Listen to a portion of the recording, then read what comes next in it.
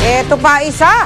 Sa 21 po ng Enero, simula na rin ang dagdag pasahe ng mga taxi, yung pong meron ng mga deresibong metro. Pero may pangambang ilang taxi driver, baka raw hindi rin nila maramdaman ang dagdag pasahe kapag itinaas naman ng operator ang kanilang boundary. Nakatutok si Cara David. 15 taon ng taxi driver si Mang Rolly. Kumikita siya noon ng 300 piso kada araw. Pero simula raw nang magtaas ang presyo ng gasolina, halos wala na siyang naiuuwi. Ubus na ang maghapong ipinasada sa langis at boundary pa lang. Kung kaya magandang balita para sa kanya ang napipintong pagtataas ng pasahe sa mga taxi. Simula January 21, mula 30 pesos, magiging 40 pesos na ang flag down rate at magiging 350 na ang kada patak ng metro. It's already 49 pesos and 45 centavos per liter. Lugi na rin kayo. Talo. So kailangan nyo rin itong pagtataas. Oo, kaya lang. Ang apektado naman yung commuter. Uunti ang pasahero. Umaaray man ang mga pasahero ng taxi, di raw nababahala ang mga taxi operator sa posibleng pag-iwas ng mga commuter dahil sa pagtaas ng pamasahe. Para sa kanila, magandang balita ang dagdag singil sa pasahe. Talagang natural na reaksyon niya ng ating mananakay. Oo. Sasabihin pa nga nila, ay hindi na lang ako sasakay ng taxi. Kasi mataas. Kasi tumaas na. 1 month lang yan, makikita mo, babalik na uli. Pero ang ibang taxi driver natatakot din na baka ang mga taxi operator lang daw ang makinabang sa dagdag na flag down rate. Pag tumaas po yung pamasahe, ito po, chain reaction po ito. Tataas din po yung boundary niyan. Ayon naman sa LTFRB, tumutol man ng iba, tapos na ang desisyon. Sigurado nang magtataas ng pasahe sa January 21. Pero may kapalit ang pagtataas na ito. Bago ka kasi makakasingil ng 40 pesos na flag down, kailangan calibrated na o napalitan na ang iyong metro ng deresibo. Simula January 21, sisimulan na ng LTFRB ang pag-phase out sa mga ganitong klaseng taximeter. Papalitan na ito ng mga digital taximeters na kayang mag-print out ng mga resibo. Sa ganitong paraan, maiiwasan daw ang overcharging at pangungontrata ng mga pasahero dahil bawat isang taxi driver required ng mag-issue ng resibo mula sa kanilang metro. 4,500 pesos ang pinakamababang halaga ng bagong digital meter. Wala pang itinakdang deadline ng LTFRB pero pwede na raw simulan ang pagpapalit ng bagong metro simula January 21. Ang hindi susunod, maaaring matanggalan ng rehistro. Paalala ng LTFRB sa mga pasahero, bago magbayad ng 40 pesos na flag down, siguraduhin munang may bagong selyo at sticker ng LTFRB ang taxi. Tingnan din daw kung nakakapag-issue ng resibo ang metro ng taxi. Tandaan, walang resibo, walang dagdag na singil sa pasahe. Maaring isumbong sa LTFRB hotlines ang mga lalabag. Cara David, Nakatutok, 24 oras. At maghahating gabi na kagabi nang biglang kumpirmahin ng mga kumpanya ng langis na ipatutupad nila ang kauna-unahang pagtaas ng presyo ng mga produktong petrolyo ngayong taong ito. Sinimulan niya ng kumpanyang Shell kaninang alas 12 ng ating gabi. 50 sentimo ang dagdag sa kada litro ng gasolina. 25 sentimo naman sa kada litro ng diesel at kerosene. Sumunod ang Chevron kaninang alas 6 ng umaga. Nagpatupad din ng parehong dagdag presyo sa gasolina at diesel ang Total at Phoenix. Samantala, kahapon lang ay sinabi ni Energy Undersecretary Jose Layog Jr. na sakaling magkaroon ng pagtaas sa presyo ng mga produktong petrolyo, hindi yon magiging malaki. Hindi pa raw masabi kung tataas o bababa ang presyo ng langis sa mga susunod na araw. Sa gitna ng kaliwat, kanang dagdag gastusin, tuloy na rin ang pagtataas ng presyo ng tinapay sa Lunes. Ang katwiran ng samahan ng mga panadero na yung Philippine Baking Industry. Nagsitaasan na raw kasi ang mga sangkap ng tinapay kabilang na ang asukal. Nakatutok si Bernadette Reyes. Di na paaawat ang mga panadero. Simula sa Lunes, tataas ng 2 piso ang presyo ng tinaguriang loaf bread ng masa, ang Pinoy Tasty. Piso naman ang dagdag presyo sa ilang piling brand ng loaf bread, habang ang kada 10 pandisa, 50 sentimos ang imamahal. Ayon sa Phil Baking, samahan ng mga bread manufacturer, malaki na ang itinaas ng presyo ng mga sangkap ng tinapay. Kung tutuusin, mas malaki pa raw sana ang ipapatupad nilang dagdag presyo. Pero para hindi masyadong masakit sa bulsa ng mga mamimili, napagkasunduan ng mga miyembro nilang saluhin na muna ang ibang gastusin. Kahapon nagsumiti na ng kwenta ang Phil Baking sa DTI para ayudahan ang dagdag presyo. Hindi lang naman sugar yung component na may increase. So may shortening, mantika na nag-increase ng 50 to 60%. So may LPG, nag-increase. Yun, toll hike, lahat-lahat hindi naman namin kinocompute yun eh. Diesel, di ba? Tumaas na rin. Pero sabi ng Sugar Regulatory Administration, hindi raw dapat maapektuhan ang presyo ng tinapay sa mataas na presyo ngayon ng asukal. Mabibili ngayon sa 3,000 hanggang 3,100 pesos ang kada sako ng asukal o katumbas na 57 hanggang 64 pesos kada kilo. 5 to 10% only ang asukal sa paggawa ng isang tinapay. We've made studies on that walang kinalaman ang asukal sa pagtaas ng presyo ng tinapay. Dahil napakaliit ng porsyento ng asukal ang ginagamit para gumawa ng tinapay. Pero banat ng mga panadero, mali ang kwenta ng SRA. They don't know kung gaano karaming ginagamit. Basically, it's not 10%, for sure. Kung yung sugar bumaba ng 50, then we would expect another rollback. Sa ngayon, malabo pang maibalik sa 50 ang kada kilo ng asukal dahil mahal din daw ang asukal sa pandaigdigang merkado.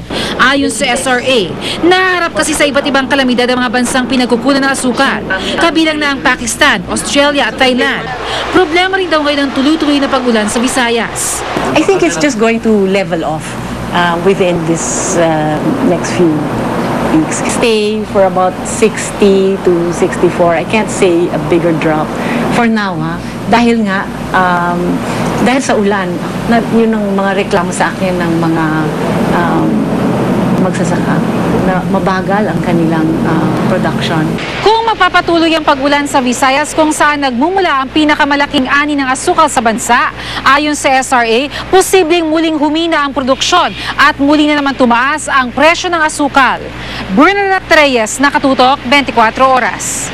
Kaligtasan mo sa Alerto 24. Nilamon ng apoy ang isang bahay sa barangay Bahay Toro sa lungsod ng Quezon kaninang madaling araw. Problema sa kuryente ang inihinalang sanhi ng sunog. Si Mark Sembrano, Naka-Alerto 24. Tupok na tupok ang bahay na ito matapos lamunin ng apoy pasado alauna ng umaga sa 57 Assistant Street, Barangay Bahay Toro sa Quezon City. Makaraan ng sunog. Mga pader na lang at pira-pirasong yero ang dinatnan ng GMA News. Tinatayang mahigit 5 milyong pisong halaga ng ari-arian ang nilamon ng apoy. Ayon kay Noel Bacarizas na residente rin sa naturang lugar, kitang-kita niya ang pinagmulan ng apoy nang dumaan sa harap ng bahay. Nakita ko gumagapang na yung apoy papunta ron sa bahay. Tumakbo kami papunta rito. Galing mo saan yung apoy, Bale? Sa kuryente. Kuryente, sa kawad mismo. Tapos napunta yung apoy doon sa loob ng bahay. Doon sa loob ng bahay. Dahil sa bilis ng pagkalat ng apoy, hindi na nagawang ilabas pa ang dalawang kotseng nasa likuran ko. At mukhang sa pinsala na inabot ng dalawang ito, hindi na papakinabangan ang mga sasakyang ito. Nagawa pang mailabas ang pickup na ito, pero ang dalawang kotse sa garahe, halos hindi na makilala ang forma sa tindi ng pinsala. Panggabi ang trabaho ng mga nakatira sa bahay, kaya walang nasaktan o nasawi sa sunog. Pero ang kasambahay na si Anda Fitalver, emosyonal sa sinapit. Kaya ang payo ng mga otoridad. Kailangan merong annually check-off na fire installation natin, lalong sa kuryente. Mark Sombrano, Naka-Alerto, 24. Malabo raw ang paratang na nanggahasan ng tindera sa loob mismo ng headquarters ng Manila Police District ang pulis na si PO3 Antonio Bautista. Yan ay giniit ang kanyang misis nang makausap ito ng GMA News.